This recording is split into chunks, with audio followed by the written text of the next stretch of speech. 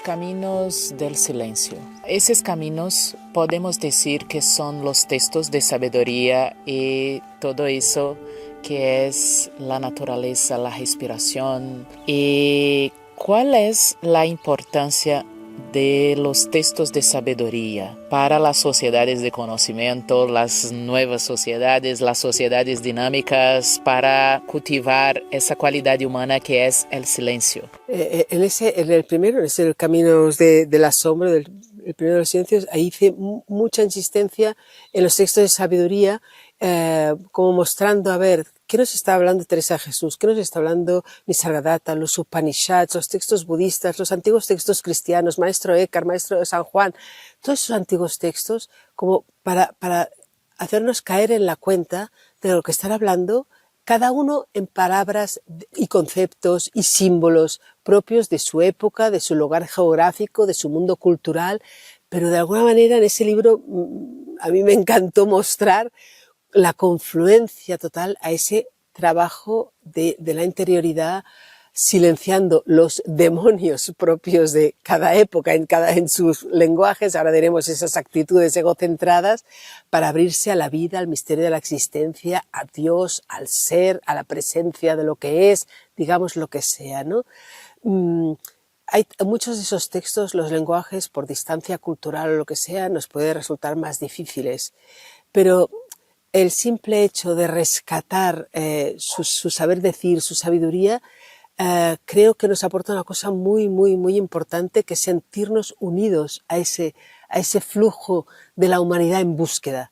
La humanidad siempre ha estado en búsqueda. La sabiduría nunca ha sido algo que pataplaf ha caído y hay una época cultural que es una maravilla, o estamos yendo hacia una nueva era de una conciencia que caerá de no sé dónde. No, siempre han sido seres humanos, hombres y mujeres, que con su esfuerzo se han dado cuenta de la posibilidad que hay y la han trabajado, lo han desarrollado, y tenemos sus huellas, tenemos sus relatos, tenemos sus consejos a partir de su propia experiencia en esos textos. Entonces, aunque nos cueste, empecemos por los que nos resultan más cercanos. Si yo solo puedo leer los más cercanos, no pasa nada, pero sabiendo que hay otros textos que me resultan difíciles por cultura, por lo que sea, pero que hay una inmensa riqueza ahí, ¿no? Que pueda sentir como esa veneración hacia esa historia de la humanidad en búsqueda, hombres y mujeres de todos los lugares del planeta intentando trabajar hondamente su cualidad humana y sobre todo intentando ayudar a sus contemporáneos, porque hablaban para sus contemporáneos, ¿no? Abriéndoles camino, dándoles ejemplo, dándoles consejo, ¿no?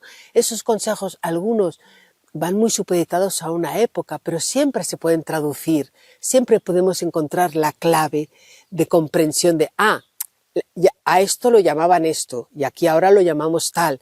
Bueno, no pasa nada, cambiamos las palabras, pero la realidad humana no ha cambiado, es la misma de los seres humanos de hace 3000 años a los de hoy, ¿no? Con lo cual, su búsqueda era la misma, sus dificultades eran las mismas y sus ayudas eran las mismas, expresado en las palabras de cada tiempo, ¿no? Y aparte de darnos consejo, todos ellos nos dejan eso, esa huella, ese recuerdo de que eso es posible, de que eso es así, que esa inmensidad de misterio que está en todo y está en mí, ¿no? Es así, porque lo han vivido cuando notas dos autores de culturas totalmente dispares, ¿no? Recuerdo que estuve en ese del asombro comparando afirmaciones de un texto anónimo, La nube del no saber, un texto anónimo de un monje inglés del siglo XIV, comparándolo con Nisargadatta, siglo XX, en la India, autores que no se han conocido nunca para nada, mostrar cómo están diciendo las mismas palabras.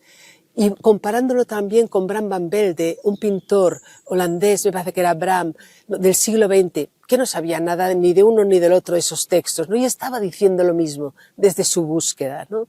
Dices, bueno, saber, constatar que eso sucede, eso es así, esta posibilidad está aquí, es riqueza, patrimonio de toda la humanidad, de cualquiera de nosotros, ¿no? En ese sentido, yo creo que eso es lo que nos aportan los textos. Los textos nos aportan esa certeza de que esa posibilidad real para todos los seres humanos, la certeza que la humanidad siempre ha andado por ahí y a la vez, o sea, nos transmiten ese sabor de sabiduría y a la vez nos dan recursos y consejos muy sabios a partir de la experiencia de su propio esfuerzo, ¿no? Entonces yo creo por eso que siempre vale la pena tener alguno cerca, empezando por aquellos que te resultan más fáciles, ¿no? Ya cuando ya tienes tus propios autores, dices, bueno, ahora voy a ver cómo leo ese texto que lo tengo atravesado o que me va a costar entenderlo, pero no empieces por el que te va a costar entender, si no te vas a desanimar, ¿no?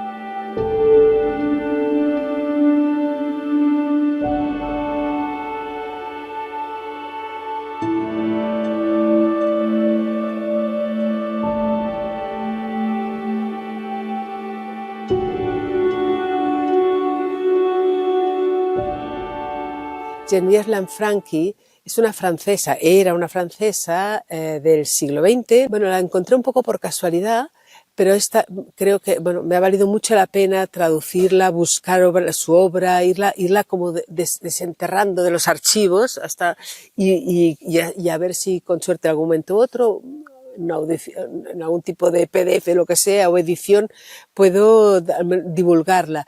Lo interesante ha sido para mí del descubrimiento, entre comillas, ¿no? de esa señora, porque no es que la haya descubierto, sino bueno, un poco intento traducirla y divulgarla, ha sido encontrarme con una persona que se le habían caído todos los referentes, había sido muy religiosa en su juventud, principios del siglo XX en Francia, en el que el laicismo ya avanza fuerte, a ella se le cae la fe religiosa espiritual, pero tiene esa certeza de la vivencia experimentada, ¿no? Y entonces intenta encontrar cómo puede explicar y en qué lenguaje traducir eso que no duda que haya podido vivirlo, y no solo lo que ya ha vivido, sino cómo seguir andando, profundizando camino a pesar de haber perdido los referentes religiosos. Entonces, encuentro que es muy interesante porque ves su sinceridad de búsqueda, su dolor por haber perdido los referentes que le habían servido, pero que ella se da cuenta que no es que ella se haya alejado del mundo religioso, sino que el mundo religioso en su entorno cultural se desplomaba. Pero que se desplomara esos referentes, esos símbolos, esas maneras de hablar del misterio de la vida, como ese Dios que estaba allá, empieza a notar clara la distinción. Se ha desplomado la manera de hablar de todo eso, se ha desplomado la manera de concebirlo, pero ahí hay una experiencia real, honda, indudable, que por mí y por las generaciones que vengan tengo que encontrar la manera de darle viabilidad en mi vida y en la manera de poderlo contagiar a otros, ¿no? Ese esfuerzo suyo me impactó, creo que puede ser muy contemporáneo, lo vivió ella, lo seguimos viviendo, un poco ese desplome de las antiguas maneras tan venerables que nos han precedido durante muchísimas generaciones, pero que ahora quedan como desplazadas. Pero eso no quiere decir que quede desplazada la experiencia que se vivía en esas formas espirituales religiosas, ¿no? Entonces que podamos tratarlas con toda la veneración, sabiendo que estamos obligados o invitados a buscar nuevas formas, por respeto a las generaciones que van a venir y que no van de ninguna manera a poderse apoyar en las antiguas formas, aunque tengamos que enseñarles a respetarlas y aprovecharlas de alguna manera. Vale, muchas gracias por tu atención y muchas gracias por tus investigaciones, que es preciosa a nosotros. Gracias, Milene. A ti.